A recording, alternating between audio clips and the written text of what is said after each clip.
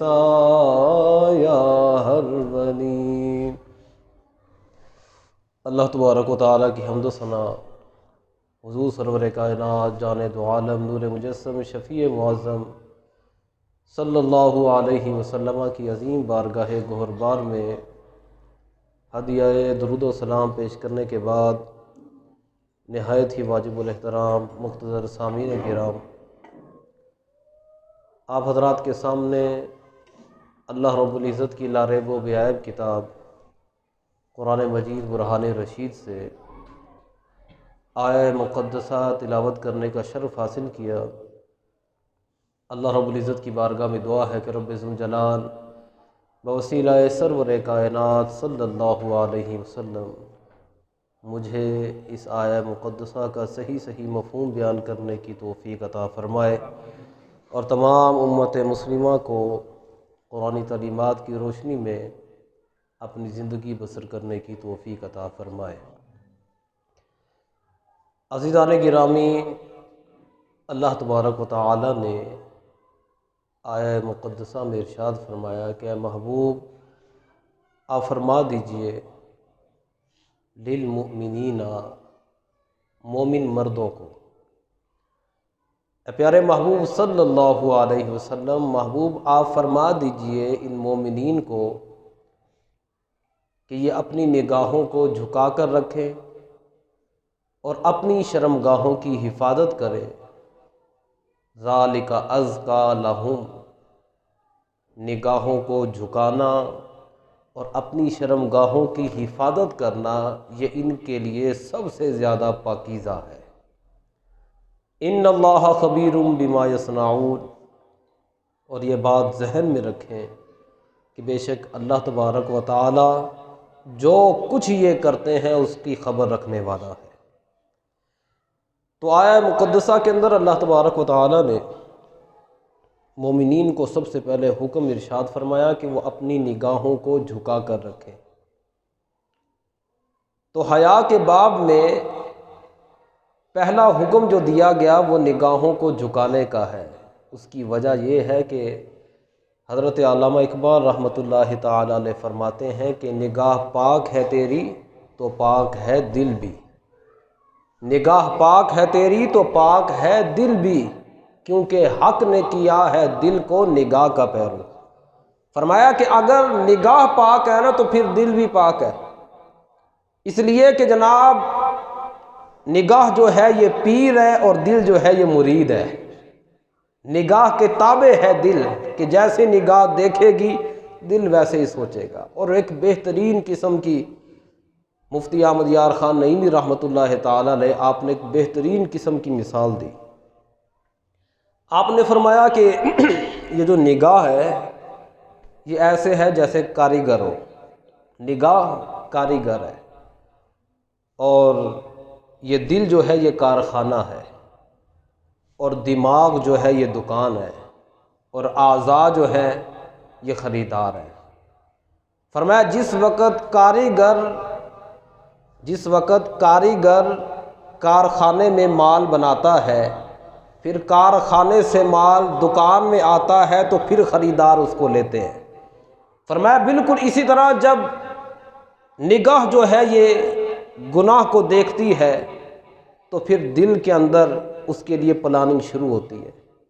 پھر دل کے اندر پلاننگ بننے کے بعد جو پلاننگ ہو جاتی ہے پھر وہ دماغ میں جاتی ہے، پھر دماغ جو ہے پھر وہ اعضاء کو حکم دیتا ہے کہ اس انداز سے گناہ کر۔ تو مفتی احمد یار خان نعیمی رحمۃ اللہ تعالی نے آپ فرماتے ہیں کہ اگر کاریگر ہی نہیں ہوگا تو مال نہیں ہوگا، اور جب مال نہیں ہوگا تو دکانوں پہ بکے گا نہیں، اور جب بکے گا نہیں تو پھر خریدار کے ہاتھ میں بھی نہیں آئے گا۔ تو فرمایا اس لیے سب سے پہلے اپنی نگاہ کی حفاظت کرو۔ یہی وجہ ہے کہ حضرت سیدنا عثمان غنی رضی اللہ تعالی عنہ آپ کی نگاہ پاک تھی، تو میرے محبوب صلی اللہ علیہ وسلم نے فرمایا کہ ما علی عثمان ما عمل بعد هذه، فرمایا کہ میرا عثمان آج کے بعد جو کچھ مرضی کرتا رہے اللہ تبارک و تعالیٰ اس سے پوچھے گا نہیں۔ کیوں نہیں پوچھے گا؟ اس لیے کہ میرے عثمان کی نگاہ پاک ہے۔ تو جب نگاہ پاک ہے تو پھر گناہ کا تصور ہی پیدا نہیں ہوگا۔ جب تصور پیدا نہیں ہوگا تو پھر میرے عثمان سے گناہ ہی سرزد نہیں ہوگا، اور جب میرے عثمان سے گناہ سرزد نہیں ہوگا تو میرا رب بھی عثمان سے نہیں پوچھے گا۔ تو لہذا اس بنا پر فرمایا کہ اے مومنو اپنی نگاہوں کو جھکا کر رکھو۔ نگاہ کا حیا کے باب کے اندر اتنا اہم کردار ہے۔ تو لہذا اس بنا پر علامہ اقبال رحمۃ اللہ تعالی نے فرمایا نا کہ نگاہ پاک ہے تیری تو پاک ہے دل بھی، تو فرمایا سب سے پہلے اپنی نگاہوں کو جھکا کر رکھو۔ اور چونکہ ہم مومن ہیں، ایمان والے ہیں، میرے محبوب صلی اللہ علیہ وسلم نے ارشاد فرمایا کہ حیا ایمان سے ہے، اور بلکہ ایک مقام پر آپ نے فرمایا کہ حیا اور ایمان اس انداز سے ملے ہوئے ہیں کہ اگر حیا چلی گئی تو پھر ایمان بھی چلا جائے گا، یعنی اس قدر ایمان کے ساتھ حیا کا گہرا تعلق ہے۔ فرمایا کہ اگر حیا گئی تو پھر ایمان بھی چلا جائے گا۔ تو لہذا اس بنا پر اسلام نے جو ہے وہ حیا کا بڑا تذکرہ فرمایا اور حیا کو بڑی اہمیت دی ہے۔ اور یہ بھی ذہن میں رکھیے کہ اللہ کے فضل و کرم سے ہمیں جو دین اسلام ملا ہے، یہ اسلام اس قدر محتاط دین ہے کہ یہ فقط بندے کو گناہ سے ہی نہیں روکتا، بلکہ گناہ کے اسباب سے بھی روکتا ہے، گناہ سے بھی منع کرتا ہے، اور ساتھ گناہ کی طرف بلانے والی جو چیزیں ہیں ان سے بھی منع فرماتا ہے۔ جیسا کہ میرے محبوب صلی اللہ علیہ وسلم کے ظاہری دور اقدس کے اندر خواتین اسلام مساجد کے اندر باجماعت نماز ادا فرماتی تھی۔ اب جب مسجد کے اندر خواتین اسلام تشریف لاتی تھی تو مسجد کے ادب کے پیش نظر کچھ خاتون جو تھی وہ خوشبو لگانا شروع ہو گئی، انہوں نے خوشبو لگانا شروع کی۔ تو جب میرے محبوب صلی اللہ علیہ وسلم کو پتہ چلا تو آپ نے اعلان فرما دیا، آپ نے فرمایا آج کے بعد جو خاتون خوشبو لگائے وہ ہماری مسجد میں نہ آئے، خوشبو لگائے وہ ہماری مسجد میں نہ آئے۔ کیوں؟ خوشبو تو میرے محبوب صلی اللہ علیہ وسلم کی سنت ہے، لیکن وہ عورت مسجد میں نہیں آئے گی جو خوشبو لگائے گی۔ کیوں؟ فرمایا اس لیے کہ عورت کا خوشبو لگانا وہ مرد کو اپنی طرف متوجہ کرنا ہے۔ فرمایا کہ جب یہ خوشبو لگا کر آئے گی تو پھر مرد کو اس کی موجودگی کا احساس ہوگا، جب احساس ہوگا تو پھر نفس جو ہے وہ بدنگاہی پر ابھارے گا، بدنگاہی پر ابھارے گا۔ فرمایا اس لیے آج کے بعد جو خاتون خوشبو لگائے وہ مسجد میں نہ آئے۔ اور حضرت سیدنا عمر فاروق رضی اللہ تعالیٰ عنہ، آج یہ جو خواتین کے اندر بے پردگی کا عالم ہے نا، کہ خاتون جو ہے وہ پردہ پہننا نہیں چاہتی اور پردے کو اپنے لیے جو ہے وہ قید سمجھتی ہے، اس کا سب سے بڑا ریزن آپ نے بیان فرمایا۔ آپ نے فرمایا کہ خواتین کے ضرورت سے زیادہ کپڑے نہ بناؤ۔ فرمایا ضرورت سے زیادہ خواتین کے کپڑے نہ بناؤ۔ کیوں؟ فرمایا اس لیے کہ جتنے زیادہ کپڑے ہوں گے اتنے ہی خواتین کے لیے بے پردگی کے آرزویں پیدا ہوں گی، اتنی ہی زیادہ آرزویں انگڑائیاں لیں گی باہر نکلنے کے لیے۔ اب ظاہری سی بات ہے نا کہ یار 20,000 کا عورت نے سوٹ پہنا ہو وہ پاگل ہے برقع پہنے گی؟ پھر 10,000 کا جس عورت نے میک اپ کیا ہوا ہے وہ کیسے اپنے جناب جی چہرے کے اوپر نقاب ڈالے گی؟ تو فرمایا اس لیے خواتین کے ضرورت سے زیادہ کپڑے نہ بناؤ۔ کیوں؟ فرمایا اس لیے کہ ضرورت سے زائد کپڑے جو ہیں وہ عورتوں کو گھروں سے باہر نکال دیتے ہیں، نکلنے پر مجبور کر دیتے ہیں۔ تو لہذا یہ اسلام ہے کہ جو فقط گناہ سے نہیں، جو چیزیں گناہ کی طرف بلانے والی ہوتی ہیں ان سے بھی روکتا ہے۔ اور اسلام نے خواتین کو ایک حد میں رکھنے کے لیے مردوں کو حاکم بنایا، مردوں کو فرمایا کہ تم حاکم ہو۔ وہ علامہ اقبال رحمۃ اللہ تعالی علیہ فرماتے ہیں نا کہ نہ ادھر ادھر کی تو بات کر، یہ بتا کہ قافلہ کیوں لوٹا، مجھے راہ زنوں سے غرض نہیں، تیری راہبری کا سوال ہے۔ علامہ اقبال رحمۃ اللہ تعالی علیہ فرماتے ہیں کہ یارو قافلہ تو لٹ گیا سو لٹ گیا، اب مجھے یہ بات نہیں ہے کہ میں تو اس سے یہ نہیں پوچھوں گا کہ چور کا رنگ کیسا تھا، لوٹنے والوں کا جناب جی حلیہ کیسا تھا، اصل میں میرا سوال تجھ سے ہے، بتا میں نے تجھے راہبر بنایا تھا، تو کیسا راہبر ثابت ہوا؟ کہ خاتون اگر بے پردہ پھر رہی ہے، فحاشی پھیلا رہی ہے، تو سوال خاتون سے نہیں، سب سے پہلے سوال سب بندے سے ہونا چاہیے کہ بتا تیری غیرت کہاں گئی ہے، تیری غیرت کہاں ہے کہ میرا رب نے، میرے محبوب صلی اللہ علیہ وسلم نے تو یہاں تک فرمایا کہ میں بھی غیرت والا ہوں، میرا رب بھی غیرت والا ہے، اور فرمایا جو میرا ماننے والا ہے وہ بھی غیرت والا ہے۔ میرے محبوب نے تو یہاں تک فرمایا کہ میرا رب بھی غیرت والا، میں بھی غیرت والا، میرا جو غلام ہے وہ بھی غیرت والا۔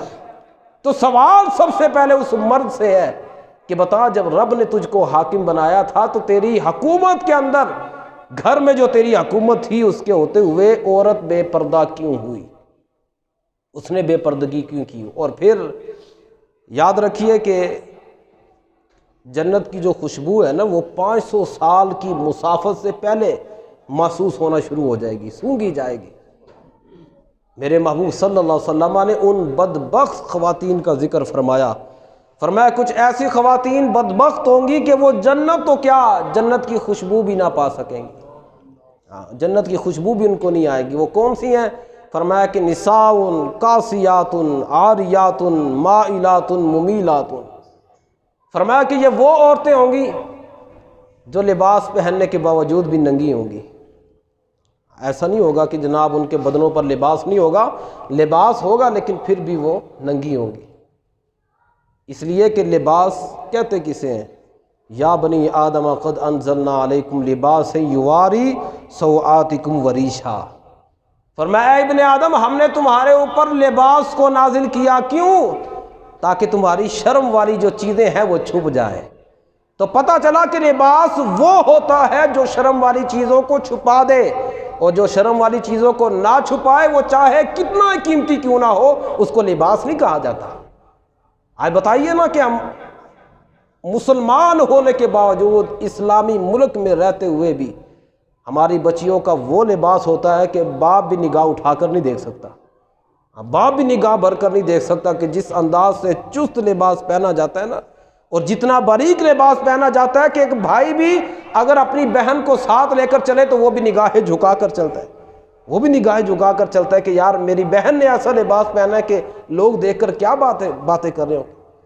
تو لباس اس چیز کا نام نہیں ہے کہ جس کو پہن کر بدن پھر بھی ننگا ہو، لباس اس چیز کا نام نہیں ہے کہ جناب جس کو پہننے کے باوجود باپ بھی نظر نہ اٹھا سکے، لباس وہ نہیں ہوتا کہ جس کی وجہ سے بھائی کی نگاہیں بھی جھک جائیں، لباس تو وہ ہوتا ہے کہ اگر کافر کے پاس بھی جائے تو وہ کلمہ پڑھ کے مسلمان ہو جائے، اس کو لباس کہتے ہیں۔ میرے محبوب صلی اللہ علیہ وسلم نے حضرت سیدنا سلمان فارسی رضی اللہ تعالیٰ عنہ کو بھیجا، فرمایا جاؤ مہمان آیا ہے اور میری فاطمہ سے کہو کہ مہمان کے لیے کچھ کھانے کے لیے دو۔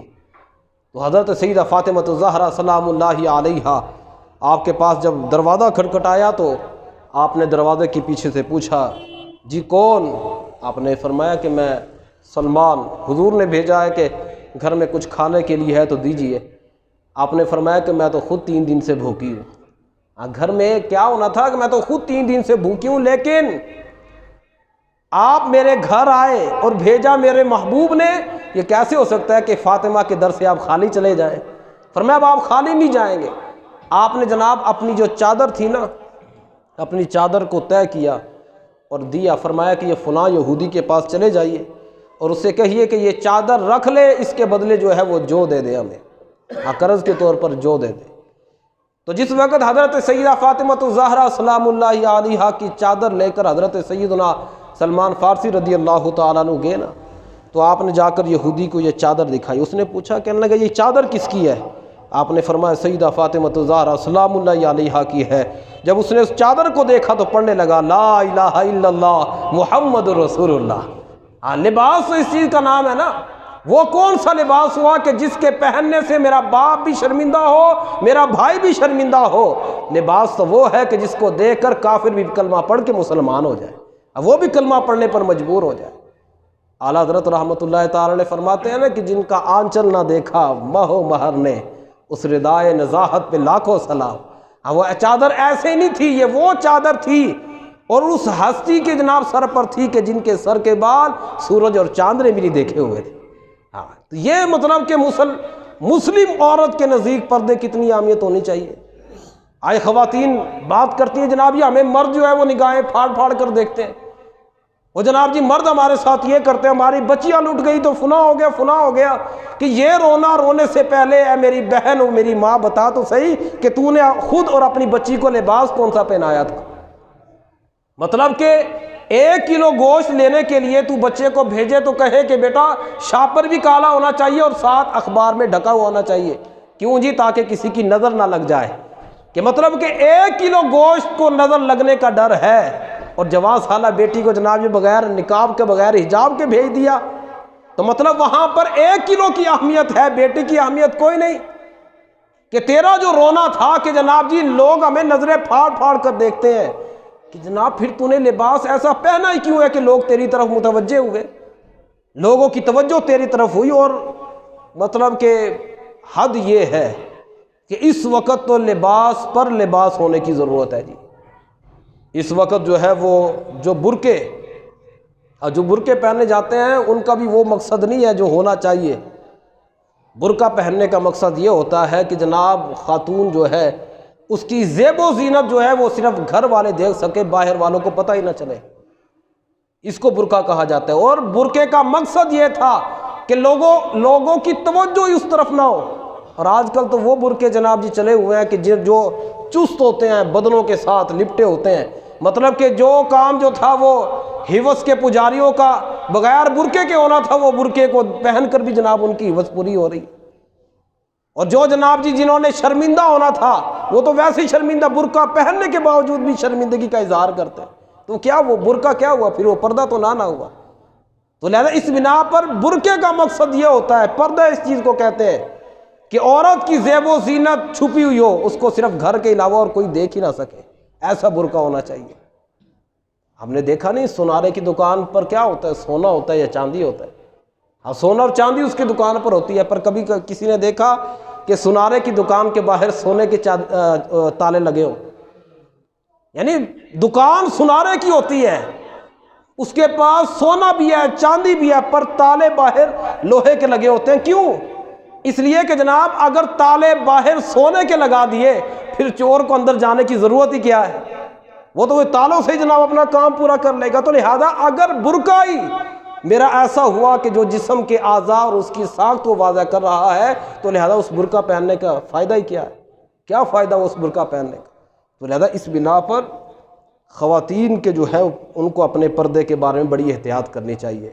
اور یہ جو باتیں ہیں نا کہ جناب مرد جو ہے وہ ہمیں گھورتے ہیں، وہ ایسے کرتے ہیں فلاں کرتے ہیں، مردوں کی کیا حیثیت ہے؟ حضرت سیدہ فاطمہ الزہرا سلام اللہ علیہا نے آپ نے ثابت کر کے نہیں بتایا کہ اگر عورت پردے کی پابند ہو نا، بندے تو بندے چاند اور سورج بھی عورت کا بال نہیں دیکھ سکتے۔ ان کو عورتوں کو خواتین کو چھونا، ان کو تاکنا وہ تو بہت دور کی بات ہے۔ فرمایا کہ اگر عورت کے نزدیک پردہ اہم ہو تو یہ سورج اور چاند بھی اس کے سر کے بالوں کو نہیں دیکھ سکتے۔ اور آتا کہ یہاں تک کہ میرے محبوب صلی اللہ علیہ وسلم آپ کی بارگاہ میں ایک خاتون آئی، آ کر عرض کی پردے کی اہمیت اس کو کہتے ہیں، عزت کی اہمیت اس کو کہا جاتا ہے۔ عرض کی حضور وہ مجھے مرگی کے دورے پڑتے ہیں، دعا کیجیے اللہ تعالیٰ شفا عطا فرمائے۔ تو میرے محبوب صلی اللہ علیہ وسلم آپ نے فرمایا کہ اگر تو صبر کرتی ہے تو پھر جنت مل جائے گی، اگر کہتی ہے تو دعا کر دیتا ہوں۔ تو عرض کی کہ حضور میں صبر کر لیتی ہوں، لیکن بس یہ دعا کر دیجئے کہ جب مجھے مرگی کا دورہ پڑے میں بے پردہ نہ ہوں، کیونکہ مرگی کا جب دورہ پڑتا ہے کہ تو حضور سطر جو ہے وہ کھل جاتا ہے، میں بے پردہ ہو جاتی ہوں۔ بس میری دعا یہ ہے کہ حضور میرے حق میں اتنی دعا کر دیں، یہ دعا نہ کریں کہ مجھ سے مرگی کا مرض چلا جائے، میں اس مرض سے چھٹکارا نہیں پانا چاہتی، میں یہ چاہتی ہوں کہ مرض بے شک آئے پر بے پردگی نہ ہو، بے پردہ میں نہ ہوں۔ تو میرے محبوب صلی اللہ علیہ وسلم نے دعا کی، تو جناب پھر حال کیا تھا کہ جتنے بھی دورے پڑتے تھے اس صحابیہ کا سطر جو ہے وہ ننگا نہیں ہوتا تھا، وہ صحابیہ بے پردہ نہیں ہوتی تھی۔ کیوں؟ بزرگان دین نے فرمایا اس لیے کہ میرے محبوب نے جب دعا کی تو اللہ تعالیٰ نے فرشتوں کی ڈیوٹی لگا دی، خبردار میری بندی کا بے پردہ نہیں ہونا چاہیے، میری بندی جو ہے یہ بے سطر نہیں ہونی چاہیے۔ فرمایا جب سطر کھلتا فرشتے باندھ دیتے۔ تو لہذا یہ ہے پردے کی اہمیت۔ اگر خاتون کے نزدیک اپنی عزت اور اپنے پردے کی اہمیت ہونا تو پھر فرشتے بھی حفاظت کرنے کے لیے آ جاتے ہیں۔ اور اگر عورت خود جو ہے وہ اپنے آپ کو سرعام درندوں کے بیچ میں بے پردگی کے عالم میں رکھ دے تو پھر جناب جی بڑے بڑے محافظ بھی اس کو نہیں بچا سکتے، بڑے بڑے حفاظت کرنے والے بھی وہاں پر ہار جایا کرتے ہیں۔ تو لہذا اس بنا پر پردے کی بڑی فضیلتیں ہیں، اور اسی پردے کے اندر ہی انسان کی غیرت ہے۔ اور یہ سب سے بڑی ذمہ داری جو ہے وہ اکبر الہ آبادی رحمۃ اللہ تعالی علیہ آپ فرماتے ہیں نا کہ بے پردہ کل جو نظر آئی چند بیویاں، بے پردہ کل جو نظر آئی چند بیویاں، تو اکبر غیرت قومی سے زمین میں گڑ گیا، اکبر زمین میں غیرت قومی سے گڑ گیا۔ پوچھا جو ان سے آپ کا پردہ کہاں گیا، کہنے لگی کہ عقل پہ مردوں کی پڑ گیا۔ آپ فرماتے ہیں کہ میں نے دیکھا کہ بازار کے اندر نا عورت بے پردہ پھر رہی تھی، میں نے پوچھا کہ تمہیں کیا ہوا، تمہارا پردہ کہاں چلا گیا؟ کہ ہماری قومیت و ہمارا مذہب اس کی اجازت نہیں دیتا تھا، تو لہذا تمہارا پردہ کہاں گیا؟ عورتیں کہنے لگی جانا کہاں تھا، ہمارے مردوں کے عقلوں پہ پڑ گیا۔ کیوں جی؟ مرد کہتے ہیں کہ نہیں نہیں نہیں، ایسا لباس آپ کو پہننا چاہیے، چونکہ جناب جی اب دور ایسا ہے تو آپ کو ایسا لباس پہننا چاہیے، وگرنہ وہ مرد جو جناب جی اپنے سامنے بیٹی کو دیکھنا، اس کو بے باک انداز سے بولنا جناب جی وہ گوارا نہیں کرتا تھا، آج کیا ہوا کہ اسی کے سامنے اسی کے ساتھ بیٹھ کر بیٹی جو ہے وہ فلمیں دیکھ رہی ہوتی ہے، سینما گھروں کے اندر جا رہی ہوتی ہے۔ علامہ اقبال رحمۃ اللہ تعالی علیہ فرماتے ہیں کہ تھا جو ناخوب بتدریج خوب ہوا، تھا جو ناخوب بتدریج خوب ہوا، غلامی میں بدل جاتے ہیں قوموں کے مزاج۔ آپ فرماتے ہیں کہ جناب جی جو پہلے ناپسندیدہ بات تھی نا، اب آہستہ آہستہ آہستہ وہ پسندیدہ بن گئی۔ وہ پسندیدہ کیسے بنی؟ علامہ اقبال رحمۃ اللہ تعالی علیہ فرماتے ہیں اس لیے کہ جب قوم غلام بن جائے نا غیروں کی، جب قوم غیروں کی غلام بن جاتی ہے، نہ اس کا دن رہتا ہے نہ من رہتا ہے، فرمایا پھر سارا کچھ جناب وہ اس کو سونپ دیتا ہے۔ کیوں جی؟ غلامی میں جو آ گیا۔ فرمایا پہلے وہ باپ جو بازار کے اندر اگر ناچنے والی خواتین کو دیکھتا تھا تو کہتا تھا یہ کنجریاں ہیں، ان کو کنجریاں کہا جاتا تھا، ان کو فاحشہ کہا جاتا تھا کہ ان کو حیا کوئی نہیں۔ کیوں جی؟ کہ لوگوں کے سامنے ناچ رہی ہیں۔ تھا جو ناخوب، مطلب کہ پہلے اتنی غیرت تھی کہ بازار کے اندر اگر ناچنے والی جن کا یہ پیشہ تھا ان کو یہ مسلمان دیکھ لیتا تھا تو کہتا تھا کہ یہ تو کنجری ہیں، یہ لوگوں کے سامنے ناچ رہی ہیں۔ اور اب کیا ہوا؟ اب وہی مسلمان ہے، وہی باپ ہے کہ اس کے سامنے کالج کے اندر، یونیورسٹی کے اندر، سکول کے اندر بیٹی جو ہے وہ لوگوں کے سامنے ناچ رہی ہوتی ہے اور وہ تالیاں بجا رہا ہوتا ہے۔ اب کیا کہہ رہا ہوتا ہے کہ جناب وہ کنجریاں تھی پر میری بیٹی تو بڑی ٹیلنٹڈ ہے، میری بیٹی کے اندر بڑا ٹیلنٹ ہے جناب، مطلب کہ ان کا وہ شعبہ تھا، وہ کنجر خانہ تھا، تیری بیٹی کے اندر جو آیا اب یہ جناب اس کی ٹیلنٹ بن چکا ہے۔ یہ اسلام اس چیز کی اجازت نہیں دیتا جناب۔ تو علامہ اقبال رحمۃ اللہ تعالی علیہ آپ نے فرمایا جب سے قوم جو ہے وہ غیروں کی غلام بن گئی، یورپ کی غلام بن گئی، اب نہ لباس ان کا اپنا رہا اور نہ زبان اپنی رہی، سب کچھ بدل گیا، ساری کی ساری جو ہے وہ غیرت چلی گئی۔ اور وہ لوگ جو زمانے کے ساتھ ہی جناب جی بدل جایا کرتے ہیں نا، میرے محبوب صلی اللہ علیہ وسلم نے فرمایا کہ دیوس جو ہے نا وہ بھی جنت میں نہیں جائے گا، دیوس جنت میں نہیں جائے گا۔ دیوس ہے کون؟ فرمایا کہ الذی یقر فی اہلہ الخبث، فرمایا جو اپنے گھر والوں کی بے غیرتی پر خاموش رہے، فرمایا وہ دیوس ہے، اس سے بڑا دیوس کوئی نہیں ہے۔ فرمایا جو اپنے گھر والوں کی فحاشی پر، ان کی بے غیرتی پر خاموش رہے، اس سے بڑا فرمایا دیوس کوئی نہیں۔ اور دیوس کی سزا یہ ہے کہ جناب وہ جنت میں نہیں جا سکے گا۔ اب یہ جو آنے والا 14 فروری بے غیرتوں کا دن، اس کو عزت داروں کا نہیں، اس کو بے غیرتوں کا دن کہا جاتا ہے، کہ اس دن کے اندر جس میں جناب جی پھولوں کی تقسیم کی جاتی ہے اور ناجائز محبتوں کا اظہار کیا جاتا ہے، تو یہ بے غیرتوں کے دن کے اندر جناب جی پتہ چلتا ہے کہ دیوس کون ہے اور حقیقی غیرت مند بندہ کون ہے، اس دن کے اندر پتہ چلے گا۔ تو لہذا یاد رکھیے کہ اسلام کے اندر یہ محبت نہیں ہے، اسلام کے اندر تو یہ زنا ہے، اسلام کے اندر تو یہ زنا ہے کہ جناب جی غیر محرم عورت کو یا غیر محرم عورت غیر محرم مرد کو جناب پھولوں کے وہ گلدستے پیش کرے، یہ تو زنا ہے اسلام کے نزدیک۔ تو لہذا یہ غیرت مندوں کا دن نہیں ہے، یہ بے غیرتوں کا دن ہے۔ اور مجھے بتائیے نا کہ حضرت سیدنا عثمان غنی رضی اللہ تعالیٰ عنہ، آپ نے جناب جو ہے نا جس وقت میرے محبوب صلی اللہ علیہ وسلم کو پتہ چلا تھا نا کہ آپ کعبہ شریف کے اندر آپ کو شہید کر دیا گیا، خبر پہنچی، تو آپ نے بدلہ لینے کے لیے نا آپ کا وہاں پر سب صحابہ سے بیعت کی۔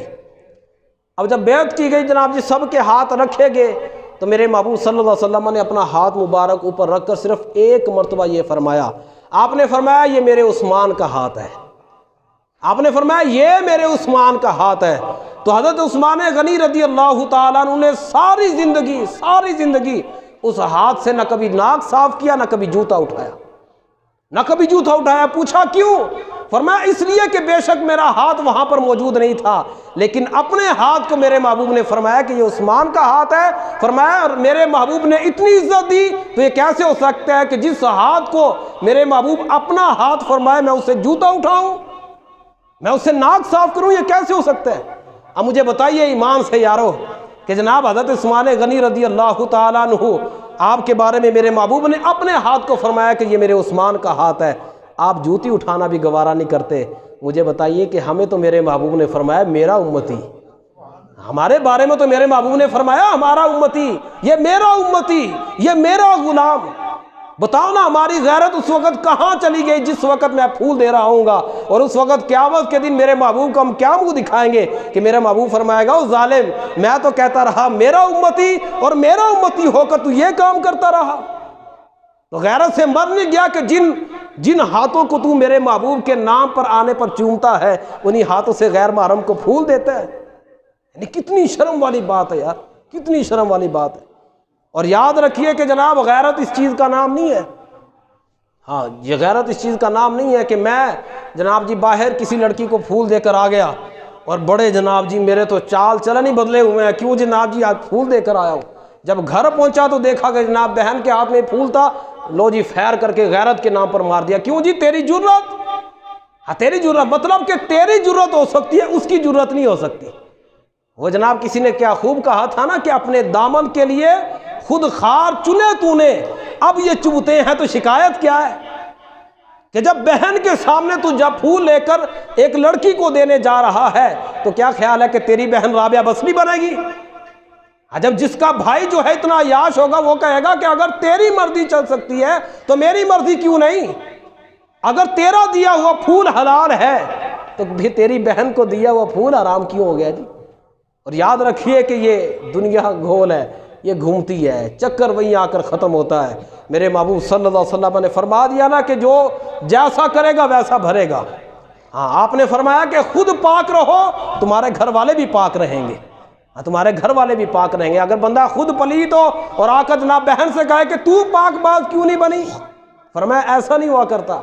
وہ ایک سنارا تھا نا، تو اس نے چونکہ پہلے بھلے لوگ مطلب کہ وقت ہوا کرتے تھے، تو دھوبی جو تھا وہ ان کے گھر کپڑے لے جایا کرتا تھا، دھو کر پھر واپس لاتا تھا۔ تو ایک مرتبہ ایسا ہوا، کافی عرصے سے چونکہ وہ کام کر رہا تھا، ایک دن ایسا ہوا کہ وہ دھوبی آیا اور اس نے کپڑے مانگے، تو خاتون نے دروازہ بند کر کے ہاتھ کے ساتھ کپڑے باہر پکڑائے نا، تو دھوبی نے اس خاتون یعنی سنارے کی بیوی کا ہاتھ پکڑ لیا۔ اس نے جلدی سے چھڑایا اور جا کر مصلے پر بیٹھ کر رونا شروع ہو گئی۔ شام کو سنارا جب واپس آیا تو اس نے دیکھا کہ بیوی رو رہی ہے، پوچھا کیا ہوا، کیوں رو رہی ہے؟ اس نے کہا کہ یہ سوال مجھ سے نہ کر، میرا سوال تجھ سے ہے، بتا تو دکان پر کون سا گناہ کر کے آیا ہے؟ اس نے کہا کیا ہوا؟ اس نے کہا آج دھوبی نے میرا ہاتھ پکڑا۔ اس نے کہا ایسی کی تیسی، میں ایسے کر دوں گا۔ فرمایا اس کی ایسی کی تیسی نہیں، تو یہ بتا کہ تو نے کسی غیر محرم کا ہاتھ کیوں پکڑا؟ اگر تو نے کسی کی بیوی کا، کسی کی بچی کا ہاتھ پکڑا ہے نا، کسی کی بیٹی کا، تو پھر تیری بیوی تو محفوظ نہیں نہ رہ سکتی۔ تو لہذا اس کی ایسی کی تیسی کرنے سے پہلے اپنے گریبان میں جھانک کہ اگر تو دوسرے کی بیویوں پر نظر رکھے گا تو تیری بیوی بھی محفوظ نہیں رہے گی، تیری بیوی بھی محفوظ نہیں رہے گی۔ تو لہذا اگر میں جناب کسی کی بہن کے اوپر ناجائز ڈورے ڈالوں گا تو بچنی میری بھی کوئی نہیں ہے۔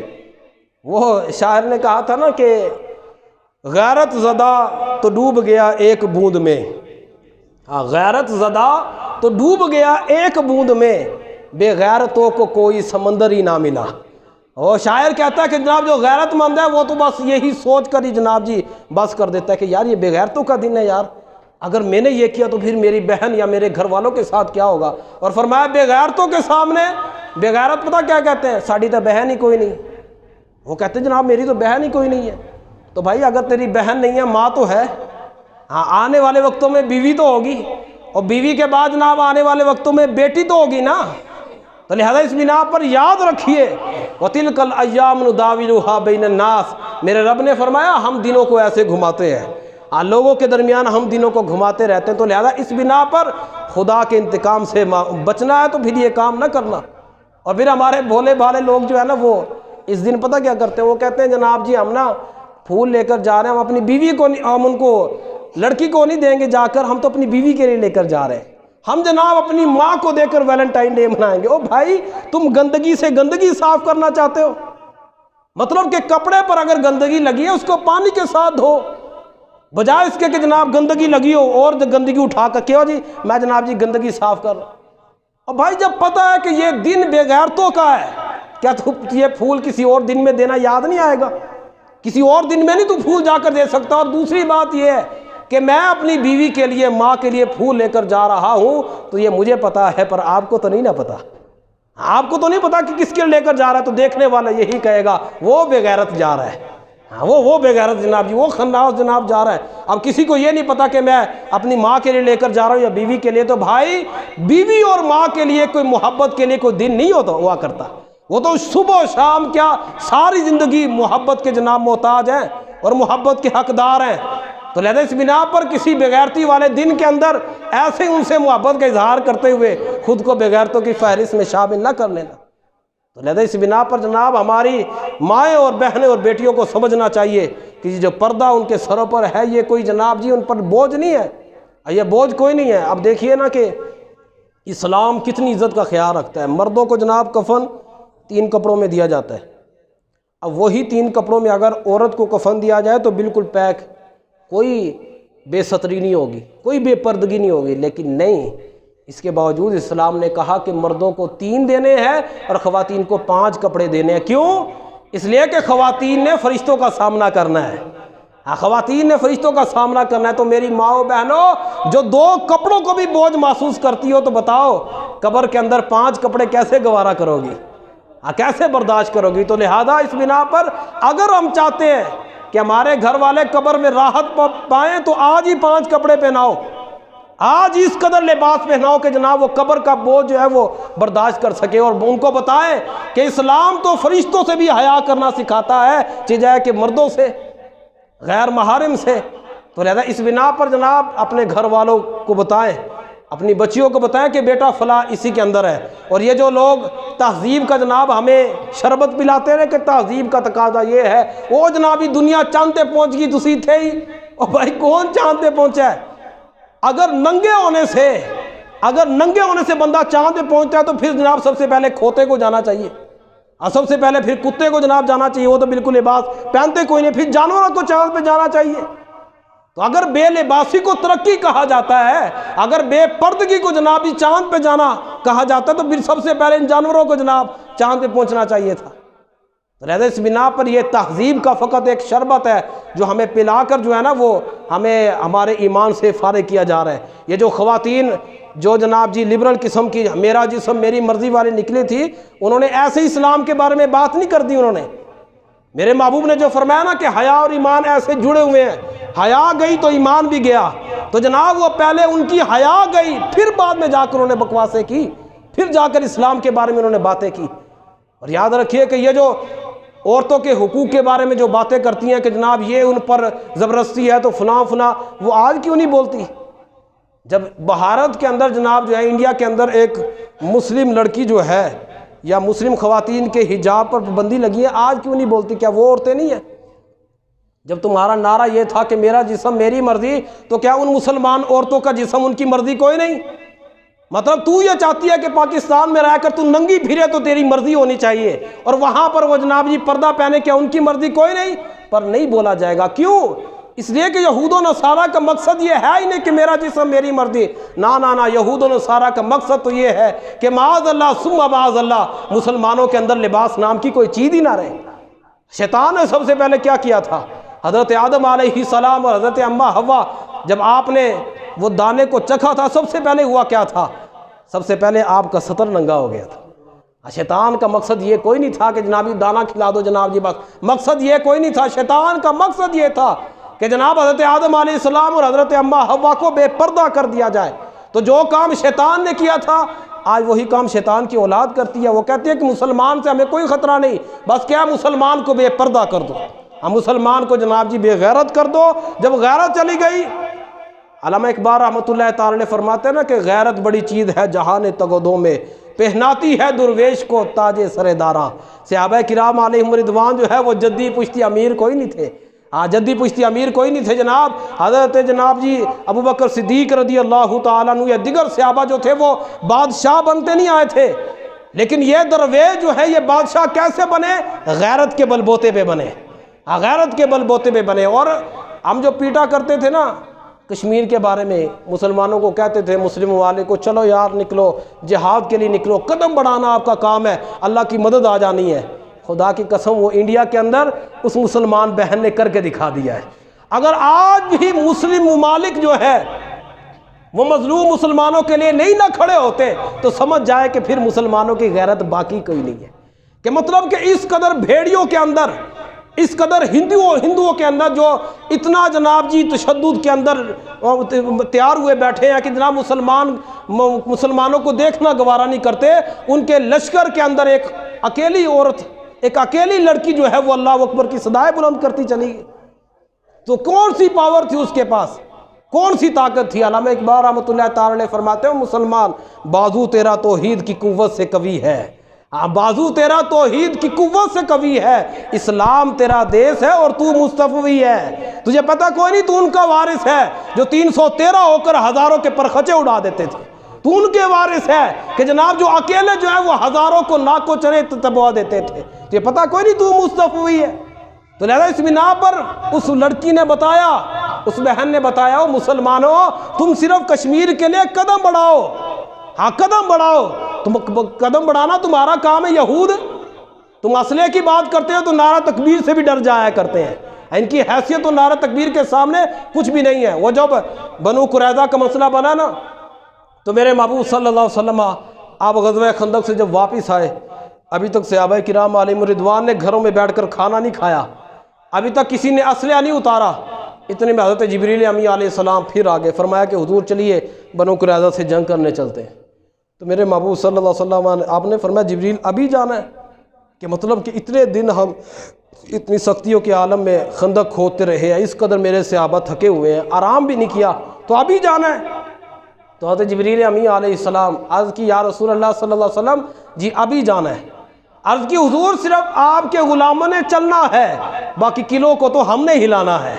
فرمایا حضور صرف آپ کے غلاموں نے قدم بڑھانے ہیں بس، باقی ان کے ساتھ جو کچھ کرنا ہے یہ دیکھیے میں فوج لے کر آیا ہوں، یہ دیکھیے میں فرشتوں کی فوج لے کر آیا ہوں. کہ حضور صرف آپ کے غلاموں کا کام ہے چلنا، ان کو جناب جی تہس نہس کرنا یہ ہمارا کام ہے، یہ ہمارا کام ہے. تو لہذا مسلمانوں کے لیے جناب تعداد کی کوئی وہ نہیں وقت نہیں ہوا کرتی. مسلمان تو یہ دیکھتا ہے کہ بتاؤ یار اسلام کو ہماری کہاں پر ضرورت ہے، کہاں پر اسلام چاہتا ہے کہ میرا خون بہے، کہاں اسلام میرے خون کی مانگ کرتا ہے، مجھے وہاں پہنچنا چاہیے.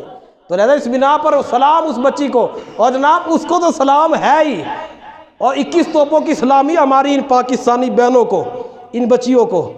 وہ جناب جی وہ مسلمانوں کی بیٹی، وہ مسلمانوں کی بیٹی کیا کام کر دیا. سوال دراصل یہ ہے کہ مجھے یہ بتاؤ نا کہ وہ بچی کس مقصد کے لیے نکلی تھی؟ وہ لڑکی جو نکلی ہے، وہ بہن جو نکلی ہے، کس مقصد کے لیے؟ وہ اس لیے کہ تاکہ اس کو پردہ کرنے کی اجازت دی جائے. تو مسلمان پاکستان کی جو مائیں بہنیں وہ جواب دینا کہ وہاں پر تو ان بچیوں کو، ان مسلمان خواتین کو ہندو پردہ نہیں کرنے دیتا، تم بے پردہ کیوں ہو؟ تمہیں بے پردہ ہونے کا کس نے کہا ہے؟ کہ تم مطلب کہ پردہ کیوں نہیں کرتی؟ تمہیں کس نے روکا ہے پردے سے؟